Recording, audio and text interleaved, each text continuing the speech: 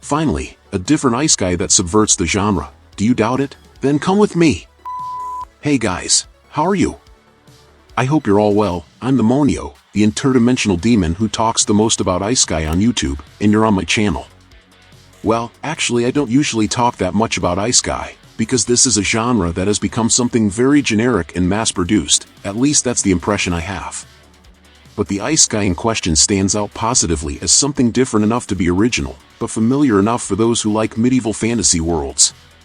A depressed writer is with the person who seems to be his beloved, and the two are run over by a truck, and the man goes to a medieval fantasy world, but is disappointed because he no longer intends to live. However, he sets out on a journey to find the woman who was with him, and meets some companions along the way. This is the synopsis of No Longer Allowed in Another World, an isekai anime that premiered recently and is still being released at the time of recording this video. Right from the beginning, the anime does a good job of subverting and playing with several things that would be common and even cliches in a standard isekai, such as the joke about the fact that there are trucks that choose people to bring to that world, the power of the protagonist that apparently doesn't exist, the hero's motivation to live that is completely inverted, the fact that the demon king of this world has already been defeated and humans have become the villains. All of this, I think, works very well as a parody and also as a cliché breaker. One of the most surprising things about this isekai is the protagonist, simply called Sensei. He is completely different from the casual protagonists you find in isekais, and even different from the protagonists of anime in general. He is a man who is bored with life, to the point of no longer seeing a reason to live. However, he still sees the value of the people around him and manages to star in very beautiful scenes. At the same time, the way he interacts with what would be the battles is very funny, and has a slight inspiration in the way King from One Punch Man fights, if you can even consider that he fights. But the anime is very clever in creating a charismatic and interesting character who grabs you from the first episode, both for his mysterious way and for the subversion of the attitudes you expect from the protagonist. Since he is technically not strong, he is not interested in helping people, and he is trying to end his life. However, the opposite happens. He always stays alive, always seems strong in some way, and is always trying to help people. The protagonist's special power, which is to tell stories, is also very interesting, since you can create narratives within the anime's own narrative, and make metalinguistic comments about the character's stories, using the protagonist, and I found that quite creative. Despite subverting and playing with several cliches of the genre, this anime is still a bit generic in some ways, especially in the world, which is very similar to what you find in other isekai, but even so, the way the characters travel and this feeling of having adventures gives me a feeling of old isekai, from the time when trucks didn't teleport people, like El Hazard, Monster Rancher, Digimon, Inuyasha, and others. In this sense, it's even strange to think that isekais have always existed, but that the term became popular when Japan started producing the archetype of isekais that we have today. The term is now much more related to these specific characteristics than to the fact that the story takes place in another world. As a result, many people wonder if this type of story isn't already very saturated. I tell you that it isn't. Don't get me wrong. I'm not saying that I like these generic isekais, but it's a fact that there is still a lot of audience for this. Just look at how many of these animes are produced. How many animes and mangas of this genre have the words "another world" in the title? And I believe that there is so much demand precisely because of the target audience, which are the Japanese who consume fantasy MMORPGs. It's a shame, because in my opinion, the vast majority of isekais that are released are very generic and have uninteresting characters.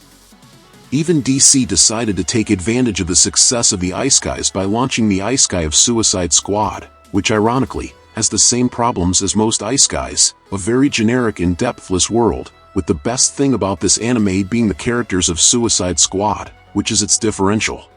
But going back to No Longer Allowed in Another World, I really like the fact that the protagonist is his eccentricities, but this doesn't necessarily have any explanation, like the fact that the sensei likes to be dragged around inside a coffin, and that up until now there hasn't been much background telling the protagonist's traumas, and what led him to be so unhappy with his life, to the point of wanting to end it. And in many other animes this would be considered a defect, but in this isekai, specifically, it became a very interesting mystery feature in my opinion, and I don't know if we will have a story about his life, since the anime is still being released, but I believe it could remain a mystery, since this protagonist puts himself in the position of judging the stories of the other characters, based on the quality of the narratives, and how interesting the story is. I think it would be strange to have the protagonist's own story revealed.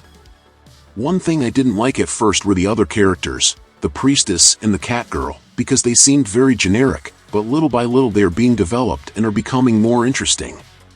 In my opinion, the worst character so far is the Elfinet.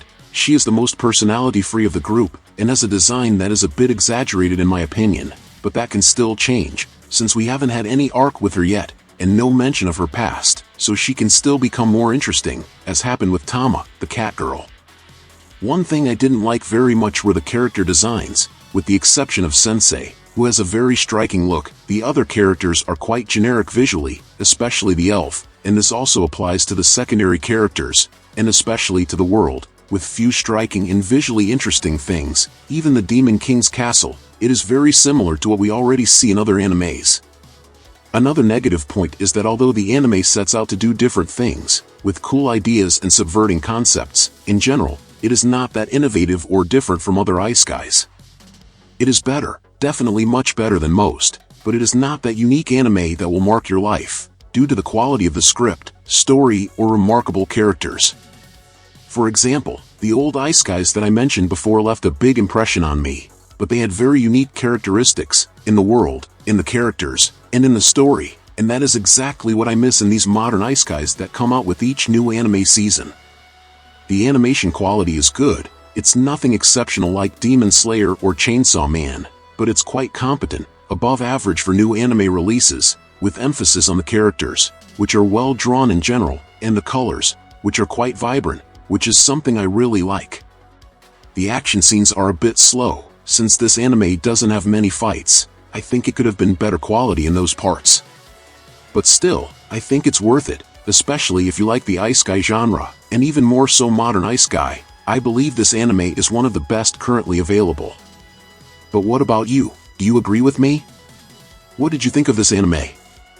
Leave it in the comments, and if you like my demonic opinion, subscribe to follow the next content. Until next time my people, demonic hugs.